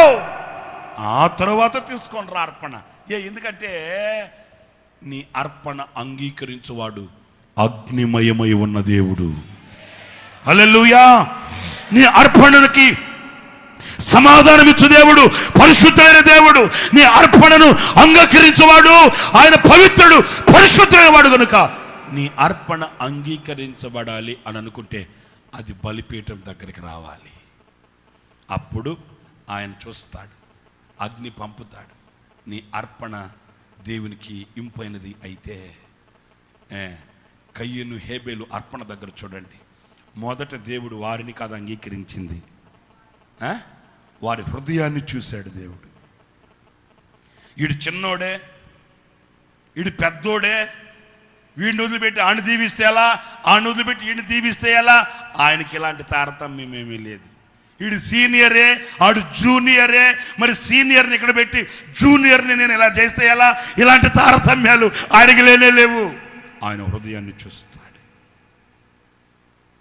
వినండి, ఈ ఆ దినములలో నుండి యాజకుని చేతికిస్తే ఆయన బలిపీఠము దగ్గరకు తీసుకుని రావలసిన అర్పణ గంప ఇది. ఇప్పుడు ఈ గంప ఆయన దగ్గరకు రాకుండా ఆయన దగ్గరికి వెళ్ళింది అనుకో, ఈయనకి నియమించబడిన బలిపీఠం ఎక్కడా? ఇప్పుడు ఈయన ఈ అర్పణని ఈ బలిపీఠం దగ్గరికి ఎలా తీసుకుని వస్తాడు? మీకు అర్థమవుతుందా నేను చెప్పే మాట? అర్థమవుతుందండి? నీవు కృతజ్ఞత కలిగిన వాడవే, కృతజ్ఞత కలిగిన దానవే. అయితే నీ అర్పణ దేవునికి ఇంపైన హోమముగా ఉండినట్లుగా అది ఆ దినములలో యాజకత్వము చేస్తున్న యాజకుని చేతికి వెళ్ళి ఆ దిశగా బలిపీఠము దగ్గరకు వచ్చి అది కాల్చబడినదై దేవునికి ఇంపైన హోమముగా మార్చబడి దీవించబడే గంప, లేకపోతే దీవెనకు దూరాన నిలిచి నిష్ప్రయోజనముగా మరచబడిన గంప అనేది ఒక ప్రశ్న. నా ప్రియ దేవుని బిడ్డలారా, మీ హృదయం ఒక దీవింపబడిన గంపగా ఉండాలి అంటే ఆ గంప కృతజ్ఞతతో నింపబడాలి. అది దేవుని ఆలయానికి రావాలి, అది బలిపీఠం మీదకి తేబడాలి. అప్పుడు నీ గంప దీవించబడుతుంది, నీ హృదయం దీవించబడుతుంది, నీ బ్రతుకు దీవింపబడుతుంది. ఆమెన్, హల్లెలూయా, ఆమెన్, హల్లెలూయా. చెప్పాలి గట్టిగా, హల్లెలూయా, హల్లెలూయా. ఒక దొంగ ఏం చేశాడంటే, ఒక దొంగ 1,00,000 రూపాయలు కొట్టేసి దాచేసుకున్నాడు. అప్పుడేం జరిగింది, ఆ దొంగను పట్టేసుకుంటే పోలీస్ కేసు పెట్టారు. వినండి జాగ్రత్తగా. పోలీస్ కేసు పెడితే ఏం జరిగింది, కోర్టులో కేసు జరుగుతుంది. ఈడేమనుకున్నాడు, వీళ్ళని మాఫీ చేయడం పెద్ద కార్యమానని వెళ్ళి ఒక లాయర్ని మాట్లాడుకున్నారంట. అయ్యా, ఇక్కడ లాయర్లు ఎవరైనా ఉంటే దయచేసి క్షమించండి బాబా, నేను మిమ్మల్ని గురించి మాట్లాడట్లేదు నాయనా, నేను విన్న సంగతి చెబుతున్నాను బాబా. ఒక లాయర్ని మాట్లాడుకుంటే ఆ లాయర్ అన్నాడట, పిచ్చోడా, 1,00,000 రూపాయల కింద నువ్వు బొచ్చు పట్టుకుని తిరుగుతున్నావు, ఎంత పని అంటే, ఈ కేసులో నేను నీకు జయం ఇప్పిస్తాను, ఈ కేసు నేను గెలిపిస్తాను, కంగారు పడబాకో అన్నాడంట. అయ్యా, ఏం చేయాలంటే, ఏం చేయాల్సిన అవసరం లే, నేను ఒక మాట చెప్తాను విను. మిమ్మల్ని జడ్జి ఏదైనా అడిగితే, జడ్జి ఏమడిగినా, ఆ లాయర్ ఉన్నాడు కదా, ఆడేమడిగినా నువ్వేం చేస్తావంటే బాబా బాబా బాబా బాబా బాబా అట్లాను మిగతా నేను చూసుకుంటా అన్నాడంట ఈ లాయరు.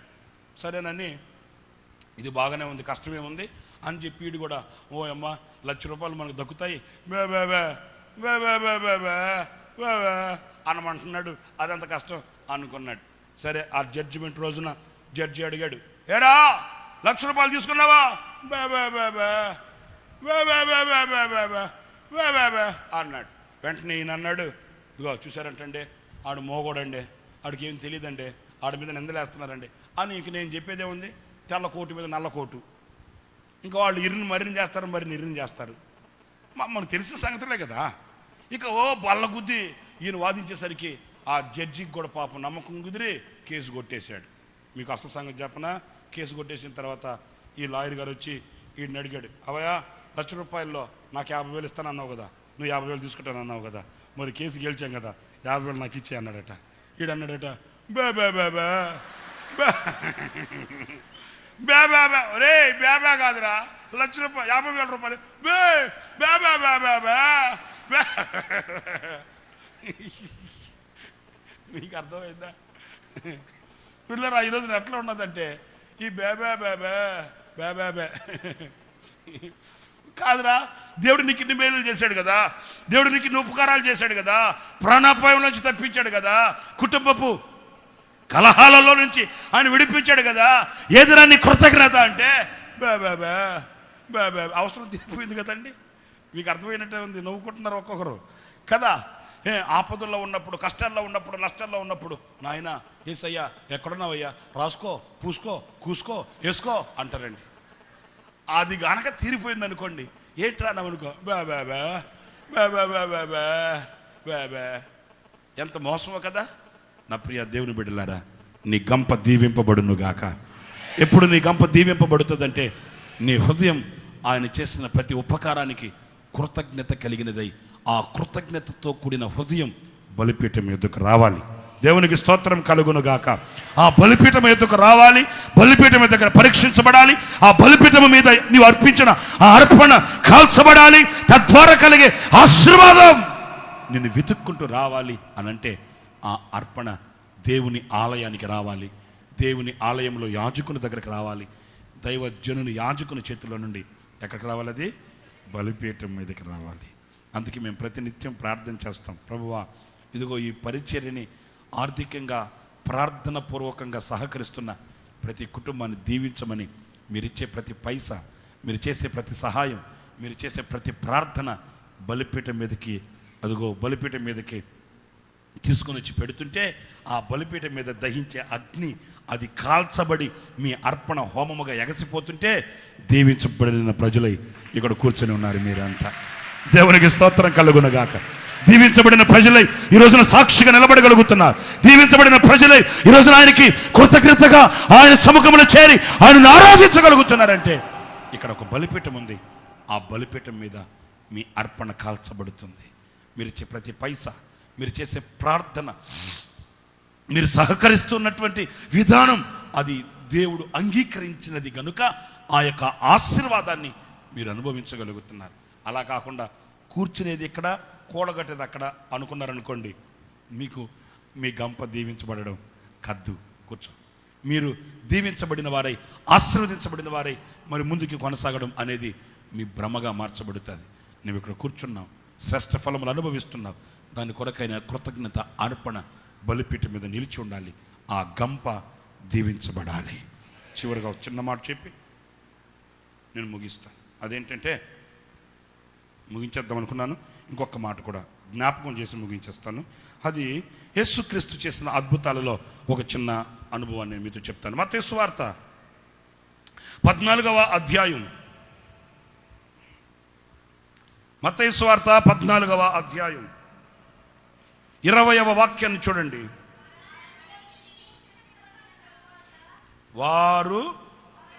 వారందరూ తిని తృప్తి నొందిన తరువాత, ఎంగిలి ముక్కలు కాదుగా, నోళ్ళు తీసి మాట్లాడరేంటండి బాబు, మరలా ఎంగిలి ముక్కలు అంటారండి. వారందరూ తిని తృప్తి నందగా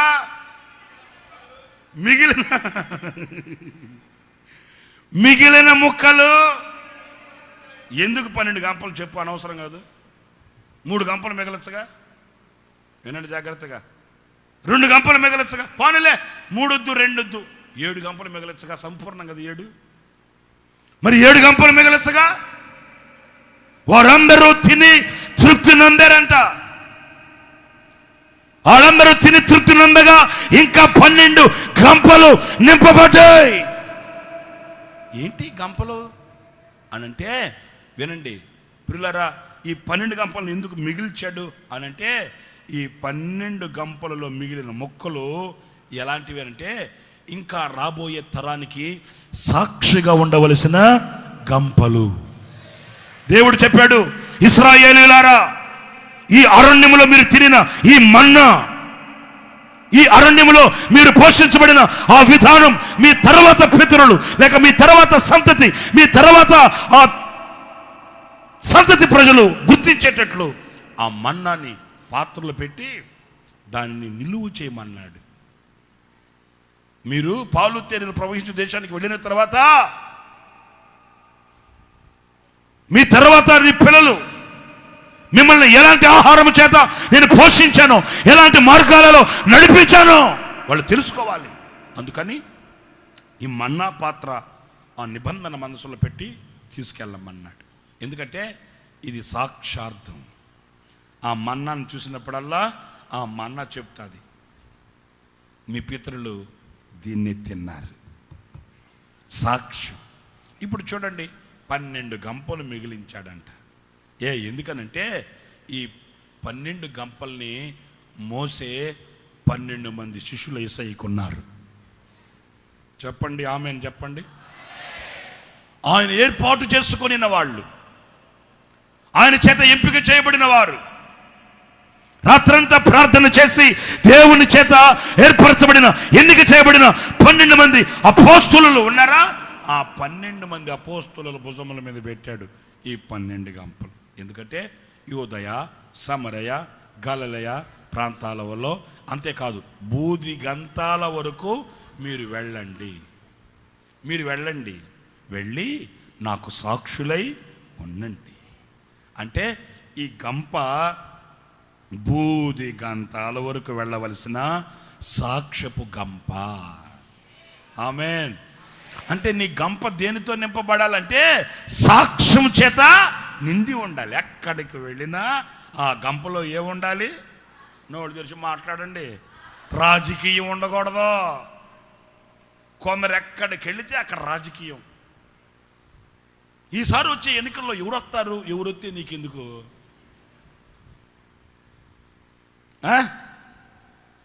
వాళ్ళు ఇట్లా అయ్యారంట కదా, వాళ్ళు ఇట్లా అయ్యారంట కదా, వీళ్ళు ఇట్లా అయ్యారంట కదా. రాజకీయం. నా ప్రియమైన సహోదరులారా, రాజకీయం మనకొద్దు. మనకు శ్రేష్టమైన యాజకీయం ఉంది. శ్రేష్టమైన కార్యములను చేయగలిగిన ప్రార్థనా శక్తి ప్రభు మనకిచ్చాడు. రాజకీయాలు మనకు అవసరం లేదు. కొందరికి నోళ్ళు తెరిస్తే రాజకీయం. మన నెత్తి మీద ఉండవలసిన గంప, దీవించబడవలసిన మన గంప రాజకీయం ఉన్న గంప కాదు. ఏం గంప అయి ఉండాలి? మనం ఎక్కడ నిలిచినా, బడికెళ్ళినా, గుడికెళ్ళినా, బజార్లో ఉన్న, మార్కెట్లో ఉన్న, ఉద్యోగంలో ఉన్న, చేతి పనులు ఎక్కడున్నా మన సాక్ష్యం, ప్రభు మనకు చేసిన ఆశ్చర్యమైన కార్యాలు కలిగిన గంప, సాక్ష్యం. ఆ సాక్ష్యం కలిగిన గంప మన దగ్గర ఉండాలి. ఆమేన్ చెప్పాలి. ఆమేన్. ఆ గంప మోసుకొని మన దేశానికి ఒక ఆయన వచ్చాడు. ఎవరైనా చెప్పండి. మామ కాదు, భలేవాళ్ళే మీరు, అందరికి వరుసలు కలిపెట్టేట్టున్నారు. మామ కాదు, ఎవరు? తోమా. ఆ గంప మన దేశానికి కూడా ఒక గంప పంపించాడు ప్రభు. మన భారతదేశం వెలిగించబడేటట్లు, మన భారతదేశం అదిగో ఆశీర్వదించబడేటట్లు, మన భారతదేశం ఆయన గాయాలలోని స్వస్థతను పొందుకునేటట్లుగా మన దేశానికి కూడా ఒక గంప. రెండవది, ఆ గంప దేనికి సూచన అంటే ఆయన సజీవుడైన వాడు, నిన్న నేడు నిరంతరం ఏకరీతిగా ఉన్నవాడు, ఆయన మన మధ్యలో కృపా సత్య సంపూర్ణుడు అనడానికి నిదర్శనం. ఆనాడే అద్భుతాలు చేశాడు, ఈనాడు అద్భుతాలు లేవు అనడానికి లేదు. అప్పుడు మహత్తరమైన కార్యాలు చేశాడు, ఇప్పుడు చేయలేదు అనేదానికి లేదు. ఆ గంప ఎక్కడికి వెళితే అక్కడ ఆయన సజీవుడు. అద్భుతాలు, ఆశ్చర్యమైన కార్యాలు చేసే దేవుడు. ఆయనకు అసాధ్యమైనది లేదు. అరణ్యములో తన ప్రజల ఆకలి తీర్చాడు, వాళ్ళ దుఃఖాన్ని తీర్చాడు, వాళ్ళని అలసట తీర్చాడు, వాళ్ళని ఆశీర్వదించాడు అనడానికి ఆ గంప సాక్ష్యం. మన బ్రతుకుల్లో కూడా అలాంటి సాక్ష్యం కలిగిన గంపగా మనం దీవించబడాలి. మన గంప అలాంటి సాక్ష్యం చేత దీవించబడాలి. ఆమేన్. యేసన్న గారు చెప్తే విన్నా. వాళ్ళు ఏదో ఊర్లో ఒక మీటింగ్ ఏర్పాటు చేశాడంట. ఏర్పాటు చేసి మౌనంగా వెళ్ళిపోతే బాగుండే మాట. యేసన్న గారికి ఒక ఆలోచన వచ్చిందంట. ఈ ఊర్లో ఒక ఆమె ఉంది కదా,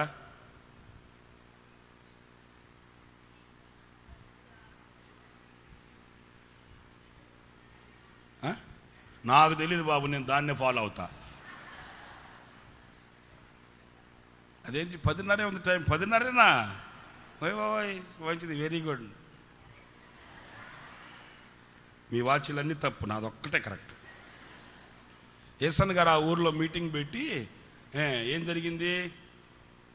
యేసన్న గారికి ఒక ఆలోచన వచ్చిందంట. ఈ ఊర్లో నుంచి మన ఊరు వచ్చి మన ఊర్లో ఉంటున్నామే ఒక ఆమె ఉంది కదా, ప్రభుని నమ్ముకున్నామే, ఆమెను తీసుకుని వచ్చి ఈ ఊర్లో సాక్ష్యం చెప్పిస్తే బాగుంటుంది. ఎందుకంటే వీళ్ళ మధ్యలో పుట్టి పెరిగింది కదా, అందుకని ఆమె దగ్గర సాక్ష్యం చెప్పిద్దాం అని ఆమెతో చెప్పాడట ఆదివారం. అమ్మా, మీ ఊర్లో మీటింగ్లు ఏర్పాటు చేశాను, మీరు కూడా వస్తారా అన్నాడంట. అప్పుడు అమ్మనిందంట, అన్నయ్య మా ఊర్లోనా? అయ్య బాబాయ్, మా ఊర్లో మీటింగ్ పెడితే నేను రాకపోతే అట్ట అన్నయ్యా అనిందంట. అదేనమ్మా, మీరు కూడా రండి, నువ్వు కూడా సాక్ష్యం చెబుతూ అంటే ఆమె అనిందంట, అన్నయ్య అంతకంటే భాగ్యం ఏముందన్నయ్య, నువ్వు ఇయ్యలే కానీ ఛాన్స్ దుమ్ము రేపేస్తాను అన్నయ్య అనిందంట. యేసన్న గారు అన్నాడంట, అమ్మ ఎన్ని సిమెంట్ రోడ్లు అమ్మ, దుమ్ము లెగదమ్మా అన్నాడట. అని లేపుతానన్నయ్య దుమ్ము అనింద. సరే అట్లాగే రమ్మంటే సరే మీటింగ్ పెట్టి వెళ్ళారంట. ఇక ఆ 4 రోడ్ల సెంటర్లో మీటింగ్ పెట్టి, ఇక యేసన్న గారు మీకు తెలుసు కదండి, పాటలు పాడుతుంటే ఆ ఊర్లో ఉన్న పెద్దోళ్ళంతా, పెద్ద మనుషులంతా పంచ కండువ కట్టుకొని వచ్చి ఆ అరుగుల మీద, అక్కడక్కడ చెట్ల కింద, పుట్ల కింద, అరుగుల మీద, అక్కడ రోడ్డు మీద నిల్చొని కూర్చొని చక్కగా పాటలు వింటున్నారంటండి. ఎవరు బలే ఉన్నాడు, బలే పాడుతున్నారేంట్రా అట్లని వాళ్ళంతా పోగొయ్యారంట జనమంతా. ఇక యేసన్న గారు పాపం అలసిపోయి పాటలు పాడి జనమంతా పోగొయిన తర్వాత ఇప్పుడు మన మధ్యలో, మీ మధ్యలో పుట్టి పెరిగిన సహోదరి ఒక ఆమె ఉంది, ఆమె ప్రభువుని నమ్ముకుంది, మీకు బాగా తెలిసిన ఆమె చిన్న సాక్ష్యం చెప్తుంది, అప్పుడు నేను తర్వాత దేవుని మాటలు చెప్తాను అన్నాడంట. ఏది జనమంతా పోగొయిన దాకా పాటలు పాడి అప్పుడు ఆమెకి ఇచ్చాడంట. అమ్మా స్వార్థమ్మా రామ్మా సాక్ష్యం చెప్పమ్మా అంటే ఆమె వచ్చిందంట, బైబిల్ పట్టుకొని వచ్చి, పెబుకు వందనాలు, మీకు అందరికి స్తోత్రాలు అనిందంట. అప్పుడే అనుకున్నాడంట యేసన్న గారు, ఇక్కడ ఏదో జరగబోతుంది. ఇక్కడ ప్లేట్ తిరగబడింది. ప్రభువుకు వందనాలు, మీకు అందరికి స్తోత్రాలు అనింది భక్తురాలు. ఇక్కడ ఏదో జరగబోతుంది. ఆయన యేసయ్యా నీ చిత్తమైతే తప్పించయ్యా ఈ పాత్రని అనుకుంటూనే ఉన్నాడంటండి. ఇక ఈ అమ్మ స్టార్ట్ చేసింది, భక్తులారా, స్త్రీలారా, పురుషులారా, ఆరుకోట ఆంధ్రులారా, ఆంధ్రదేశపు ఆడపడుచులారా అని స్టార్ట్ చేసి ఏం చెప్పిందంటే, నేను మీ మధ్యలో పుట్టాను, మీ మధ్యలో పెరిగాను, అయితే ఈరోజు నేను ప్రభువుని నమ్ముకున్నాను. అయితే నా బలమైన సాక్షికం ఏంటంటే, ప్రభువుని నమ్ముకోగానే మా ఆయన చచ్చిపోయాడు. మీ ఆయన చచ్చిపోయాడు. ఇక చెట్ల కింద పుట్ల కింద కూర్చొని బండ్ల మీద కూర్చున్నానే, వాళ్ళంతా ఒకరు చూసుకున్నారంట. ఊరే ప్రభువుని నమ్ముకోగానే మొదట, అందుకే రా పాస్ గారితో వచ్చిన వాళ్ళకి ఎవరికి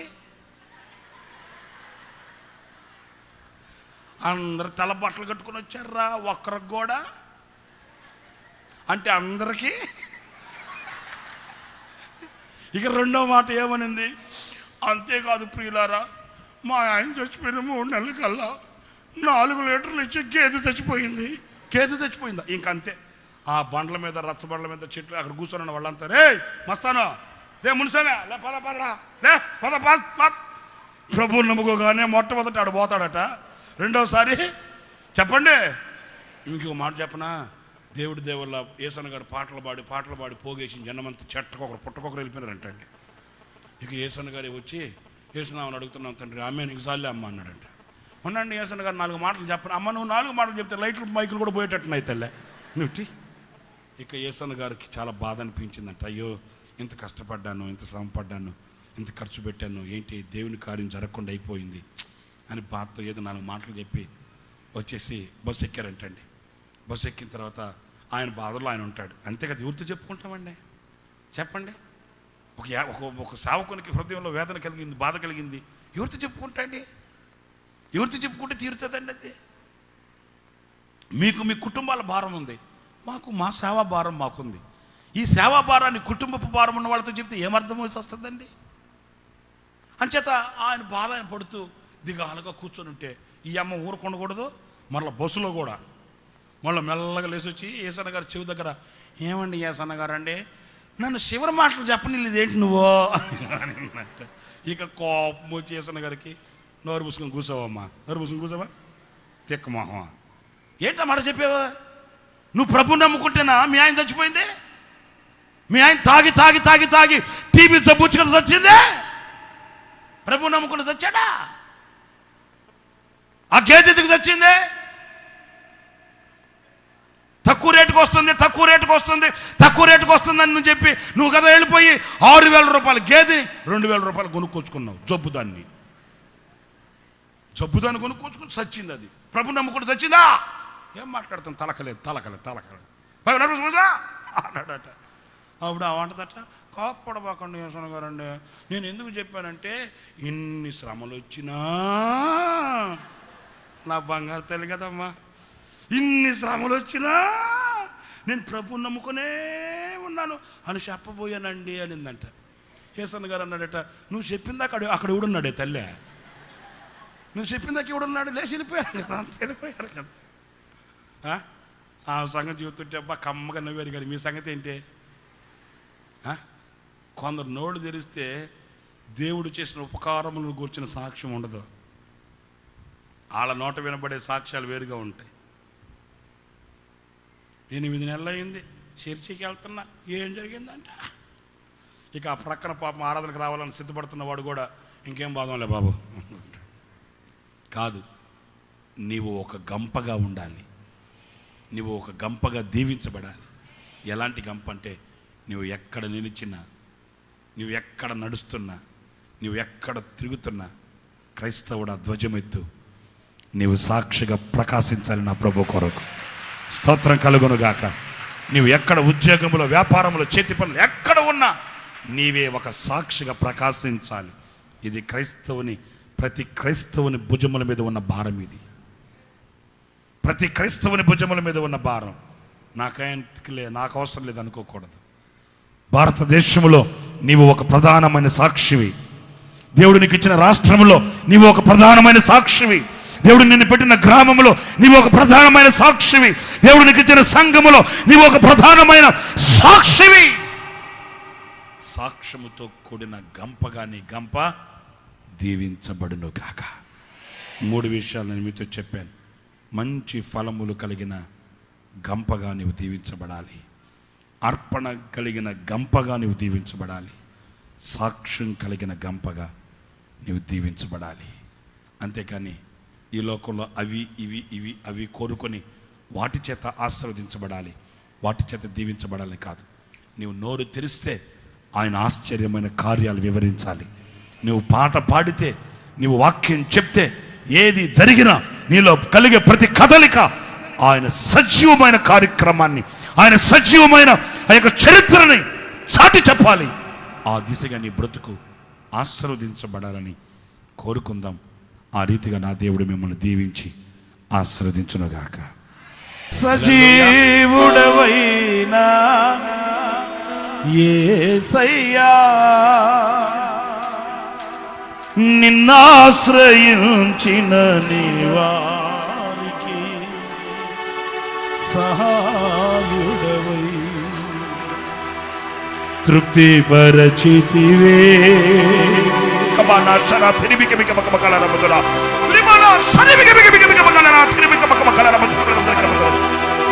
దీవించబడుదురుగాక, దీవించబడుదురుగాక, దీవెన కలుగుగాక.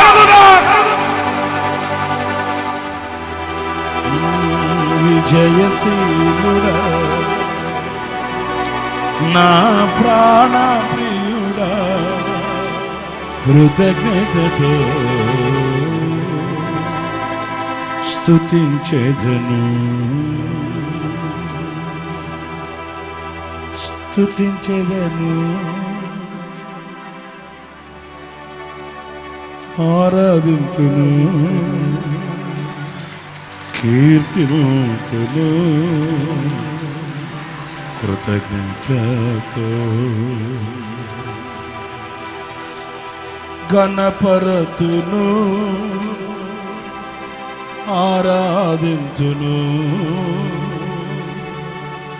కీర్తింతును,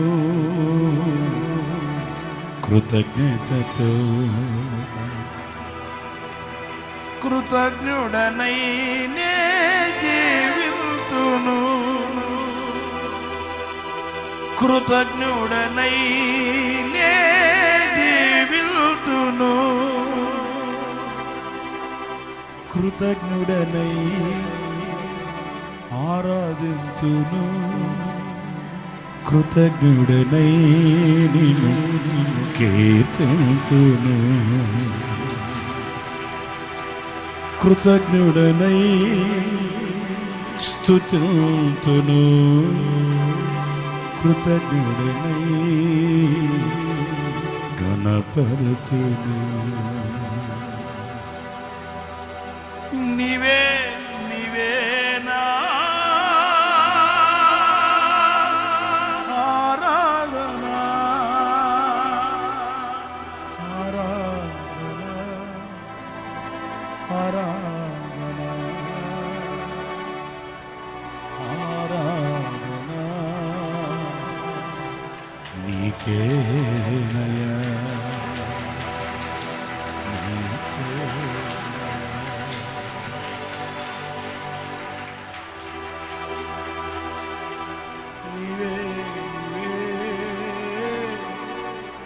ఆరాధనా నీవే, నీవే ఆరాధనా. ఎవరు లేరు ఆకులలో, ఆదరణ నీవేగా,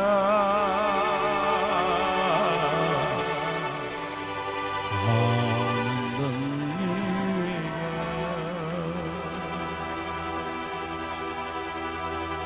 సర్వోన్నతుడా నీవే నాకు ఆశ్రయ దుఃఖము, సర్వోన్నతుడా నీవే నాకు ఆశ్రయ దుర్గము.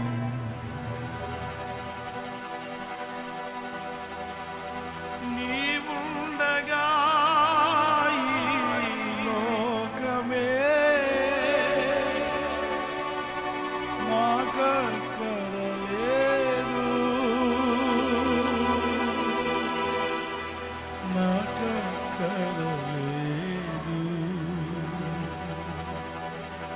తృష్ణగునుచున్నది నా ప్రాణము, ఆశపడుచున్నది నీ కోసము, నీ జీవజలపు ఊటతో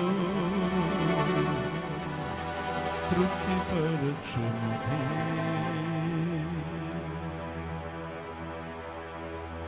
అందరూ అలాగే మీ చేతులు పైకెత్తండి. ప్రభుకి మిమ్మల్ని మీరు సమర్పించుకోండి. నీ గంప దీవింపబడును గాక. ఏ కొదువ లేకుండా నా ప్రభు మిమ్మల్ని ఆశీర్వదించును గాక.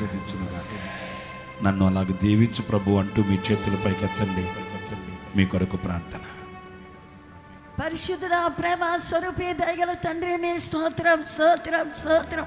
ఈ ఉదయకాలం మందు ప్రభు మీరు అదృశ్య దేవుడిగా ఆశ్చర్య రీతిగా మా మధ్యలోనికి మీరు దిగి వచ్చి ప్రభు మీరు ఇంతవరకు మీరు మాతో ఉండి మీరు నడిపించిన, మీరు మాట్లాడిన ప్రతి మాట కొరకై స్తోత్రం స్తోత్రం స్తోత్రం. ఒకడు మంచి అంజూర పండ్లను లక్ష్య పెట్టినట్లుగా నేను మిమ్మల్ని లక్ష్య పెడతానని మీరు వాగ్దానం చేసిన నమ్మదగిన వాడా. శబాల త్యారబ నిబాల శరబన బల కట్టురబ నిబాల శరబన బల కట్టురబ. యేసు రాజా స్తోత్రం స్తోత్రం స్తోత్రం స్తోత్రం స్తోత్రం స్తోత్రం. ఈ పునరుత్థానపు దినమున మీ సన్నిధికి చేరి వచ్చిన మీ బిడ్డలందరినీ ప్రభా మీ వాక్యం ద్వారా తేటగా సూటిగా మీరు మాట్లాడినందుకే స్తోత్రం తండ్రి.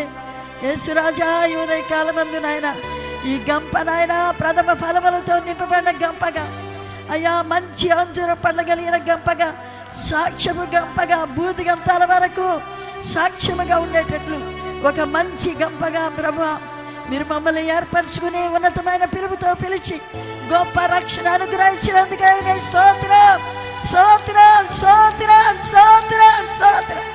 సజీవుడా, నమ్మదగిన వాడా, ఆశ్రయ దుర్గమా, నీతిమంతుడా, పరిశుద్ధుడా, స్తోత్రం స్తోత్రం. మాకు మేలు కలగాలని మీరు ఆశించి తండ్రి మీరు మమ్మల్ని నడిపిస్తున్న మార్గాల కొరకు స్తోత్రం తండ్రి. నాయన అయ్యా మీరు మమ్మల్ని చెరగా ఉంచినప్పటికీ, చెరలోనికి తీసుకుని వెళ్ళినప్పటికీ మీరు మాకు మేలు అనుగ్రహించే దేవుడుగా ప్రతి సమయంలో, ప్రతి చోట, ప్రతి క్షణం ప్రభువా మీ కనుదృష్టి మాపై నిలిపి ఆశీర్వదించగలిగిన దేవుడు, నమ్మదగిన వాడు కనుక స్తోత్రం స్తోత్రం. మా కొరకై కల్వరి శిలువలో ఆఖరి బట్టు వరకు రక్తమంతయు గార్చి మమ్మల్ని వెతికి రక్షించి ఉన్నతమైన పిలుపుతో పిలిచి ఏర్పరచుకున్న దేవుడు. నిశ్చయముగా ప్రభువా మీరు మమ్మల్ని నాయన లక్ష్య పెట్టి మా జీవితంలో మేలు కలిగేటట్లుగా తండ్రి మీరు ఆశించినందుకే స్తోత్రం స్తోత్రం స్తోత్రం స్తోత్రం. మీరు వాక్యంలో చెప్పబడినట్లుగా తండ్రి అయ్యా ఈ యొక్క అర్పణతో నింపబడిన గంప తండ్రి, ఈ మంచి పండ్లతో నిండిన ఈ గంప ప్రభు యాజకుని చేతిలోనికి తీసుకొని వచ్చి బలిపీఠ మీద పెట్టబడి అర్పణ ప్రీతికరమగినట్లు తండ్రి మీకు ప్రీతికరముగాను సువాసనగాను ప్రభు మంచి యాగముగా మీ సన్నిధిలో అయ్యా అంగీకరించబడిన అర్పణగా ఉండినట్లు మీరు సహాయం చేయండి నాయన. మీ సన్నిధికి చేరువచ్చిన మీ బిడ్డలందరిని బట్టి మీ స్తోత్రం. ఒక్కొక్కరిని మీ గాయపడ హస్తాన్ని చాపి ఆశీర్వదించమని వేడుకుంటున్నాం. మరి సమస్యల్లో నుండి విడిపించండి నాయన. ఆత్మీయంగాను శారీరకంగాను బలపరచమని వేడుకుంటున్నాం తండ్రి. మీ శక్తితో నింపండి నాయన. విశ్వాసంలో బలపరచండి తండ్రి, ఆత్మీయతలో బలపరచండి తండ్రి. లోక సంబంధమైన ఆశీర్వాదాలతో పాటు తండ్రి ఆత్మీయంగా ఉన్నతమైన అనుభవాలు ఎదుగుట సహాయం చేయండి తండ్రి. యేసు రాజా స్తోత్రం స్తోత్రం స్తోత్రం స్తోత్రం స్తోత్రం. ఒక్కరు కూడా మీ సన్నిధికి వచ్చిన ఒక్కరు కూడా నష్టమైపోకుండా ప్రతి బిడ్డను మీరు కంచి వేసి కాపాడండి తండ్రి వారి యొక్క ఆత్మీయ జీవితాన్ని స్థిరపరిచి బలపరచండి, ఆత్మలో వర్ధిలింపచేయండి తండ్రి. మీ కృపా వాక్యానికి, మీ చేతులకి, మీ బలమైన చేతికి మీ బిడ్డలను సమర్పిస్తున్నాం. కృప చూపండి నాయన, కృప చూపండి. యేసురాజా, ఇంతవరకు మీ సన్నిధిలో నిలిచి వాక్యం చెప్పిన మీ దాసుని బట్టి మీకు స్తోత్రాలు చెల్లిస్తున్నాం తండ్రి. ఆశ్రయ దుర్గమా, నమ్మదగిన వాడ, ఈ దాసుని మీరు బలపరిచి ఇంకనూ శక్తివంతంగా మీ మహిమ కొరకు నాయన అనేక దేశాల్లో, అనేక ప్రాంతాల్లో శక్తివంతంగా మీరు వాడుకోమని వేడుకుంటున్నాం. ఆయురారోగ్యంతో నింపి ఆశీర్వదించమని వేడుకుంటున్నాం. మీ దయగల మీ బలమైన హస్తంలో మా ప్రాణాత్మ శరీరాల్ని సమర్పించుకొనిచున్నాం తండ్రి. మీ స్తోత్రం, స్తోత్రం, స్తోత్రం, స్తోత్రం. యేసయ్య, మీ వాక్యానికి అప్పగించుకున్న నన్ను, మమ్మల్ని ప్రభా మీరే కాపాడి అంతవరకు మీ మార్గాల్లో నడిపించి మమ్మల్ని బలపరిచి స్థిరపరిచి మీ మహిమ గల రాజ్యం కొరకు, రాకడ కొరకు సిద్ధపరచమని, మీరే మహిమ ఘనత ప్రభావాలు పొందుకోమని మా ప్రభు అయిన యేసుక్రీస్తు పరిశుద్ధ నామములో ప్రార్థించి వేడుకొనుచున్నాము తండ్రి. ఆమేన్. మన తండ్రి అయిన దేవుని ప్రేమ, కుమారుడైన యేసుక్రీస్తు కృప, పరిశుద్ధాత్మనందల అన్యోన్యమైన సహవాసం, సన్నిధి సముఖం ఈ ఆరాధనలో పాలు పొందిన ఒక్కొక్కరికి సదాకాలం తోడైండి నడిపించును గాక. ఆమేన్. అలా కూర్చోండి.